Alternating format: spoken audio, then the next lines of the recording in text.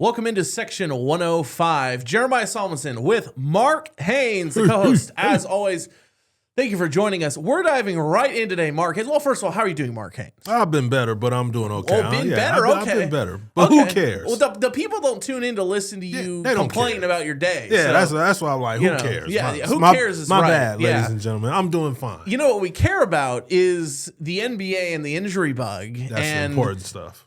Today, coming out, news out of San Antonio and Memphis, Victor Wembanyama and John Morant both leaving their respective teams for now with calf strains. Yep. Wemby is supposed to be sidelined 4 to 6 weeks, so a little bit of a longer timeline for him.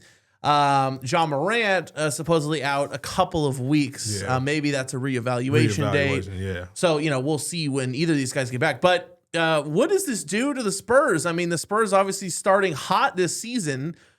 How does this impact them? I mean, obviously they beat the Sacramento Kings recently without Wemby. He was out. De'Aaron Fox, Harrison Barnes stepped up. How does Victor Wembanyama being out affect the Spurs? Yeah, obviously everybody right now can beat the Sacramento Kings. But yeah, facts. I do think without Wemby, it turns this team, I think they're a regular team now. As great as De'Aaron Fox is, I think in those young guys, Stephon Castle and Devin Vassell, like I love that team. Don't forget Black Falcon. Yeah, my bad. HB, my bad. Yeah. But no, I love those guys as a group, but there's not a team in the league that is still going to be a top-tier team without their best player. And as good as De'Aaron Fox is, Victor Wembanyama is the guy. Yeah. And he's a special talent, once-in-a-lifetime talent.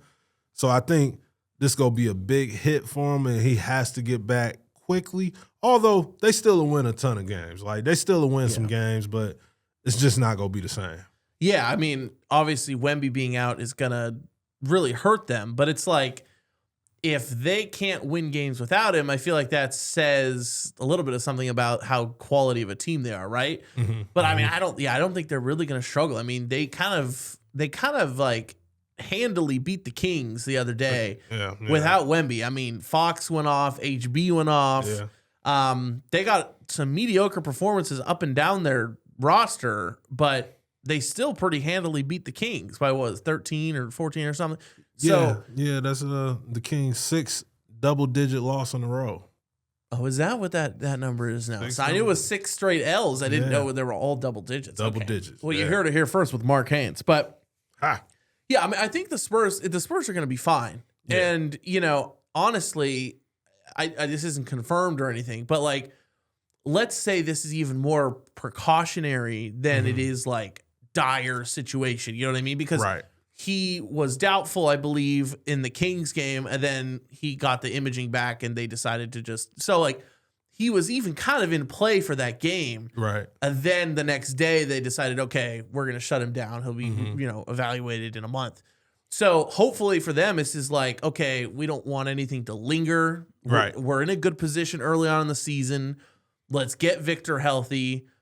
And then, we can take stock of what we have with Victor out, and then he can get fully healthy before he comes back. So I'm not saying he's not hurt or anything. Yeah. But from the Spurs perspective, even if this is more of a minor thing, shut him down. I mean, like, you're going to need him for the playoffs. You don't really need him probably to get there with De'Aaron Fox in tow. Right. Before, I would have said, yeah, you absolutely need Wemby. But now that you have Fox, it's like, yeah, you can probably sniff a playoff berth in the West. At the bottom of the West is not very strong right now. So yeah, for sure. You can probably sniff that without Wemby in tow. So it's definitely no need to rush him in there. That isn't the case for the Memphis Grizzlies.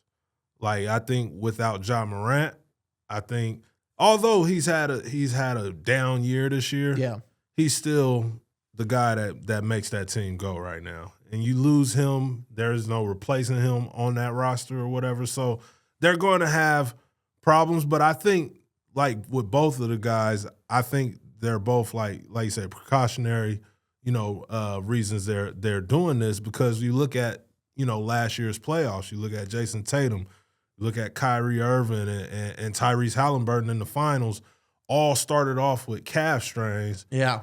and it turned into, an Achilles tear or whatever. So that's something you don't want to do with your guy, especially the Spurs are off to a good start.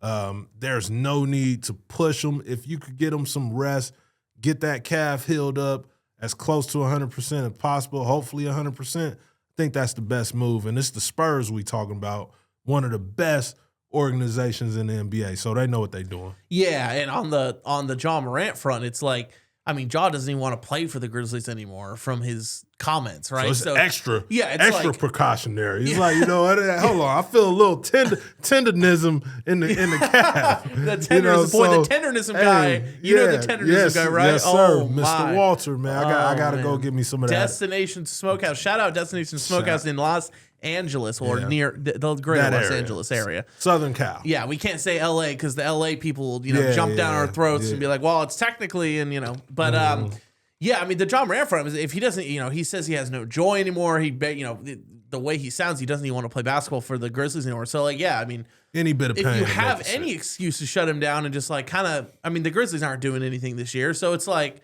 yeah, I mean, if they're, if you have an excuse to kind of just put Ja Morant in the back of the room and just kind of like, let's see if we can facilitate something for him and just kind of get him out. I mean, I'm not saying that's what's happening, but I mean, it's a convenient excuse. That's why I was going to put you on the spot real quick with that question. Have we seen Ja Morant in a Memphis Grizzly jersey for the last time? No, but you have seen Ja Morant play. He won't play more than 5 more games for the Grizzlies.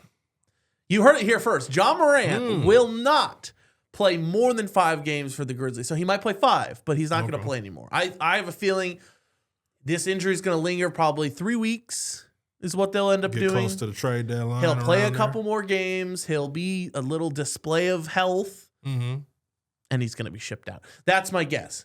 But, of course, that's just speculation. I don't have that with any sourcing or anything like that. But I have a feeling they're going to cut bait at some point, and so why not right after he gets healthy from a calf injury? I mean, he's injury prone, so you don't want to run the risk of him, God forbid, an actually catastrophic injury, and then you can't trade him. Right. I mean, obviously that sounds kind of inhumane. I mean, I don't want Ja to get hurt just because of Ja. You're business. But on the business side, you're like, okay, he's injury prone. Let's get him healthy and then let's trade him. Well, maybe there's still some value. I don't even know how much value he has in terms of Memphis. I don't think they're getting first round picks back for him, but who knows? Maybe there's a team that, gets an injury or needs this or needs that, and the price goes up, right? So who knows? But on the other side of that, Anthony Davis is a perplexing story because Anthony Davis also trying to come back from injury. Yeah. But we're hearing all these things of, Nico is rushing. The reports are out. Nico's rushing him back from injury. Nico obviously let go. The training staff and him aren't seeing eye. Like, just a crazy situation out in Dallas. Yeah. And I don't even know what to think of it. I mean, obviously another injury-prone player, Anthony Davis. I think, like the reports say about the medical staff, you don't want to rush this back at all because, as their concerns are, can lead to like an Achilles tear or something like that. More of a catastrophic injury. What do you make of this Anthony Davis situation? Yeah, no, I think Anthony Davis. It's interesting because I think he wanted to be there once he got traded. Not that he wanted to be traded to Dallas, but I think he wanted to be there. Yeah. But after experiencing, multiple injuries since being there and seeing how the organization has handled it, getting rid of Nico Harrison and now I'm just curious, just like you said with Ja, how long will Anthony Davis remain a Dallas Maverick? Like, does he want to be there? Would he ask for a trade or whatever when he's healthy? So it's interesting. Reunion with the Lakers? I don't see that. No? I don't see that. I would be very surprised. If he went back to the Lakers, that would be the biggest fleece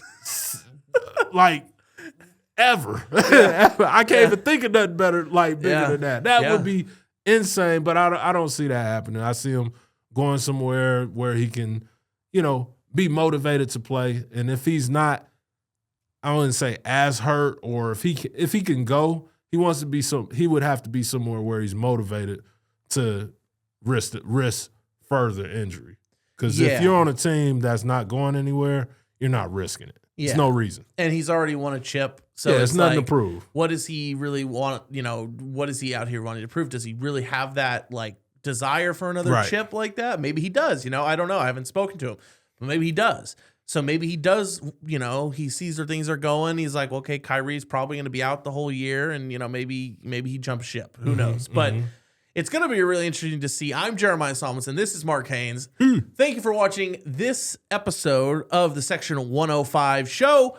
We'll be back with another one. Take a look at our other videos down below. Give us a thumbs up, a subscription, and check out everything else we got over in Section 105.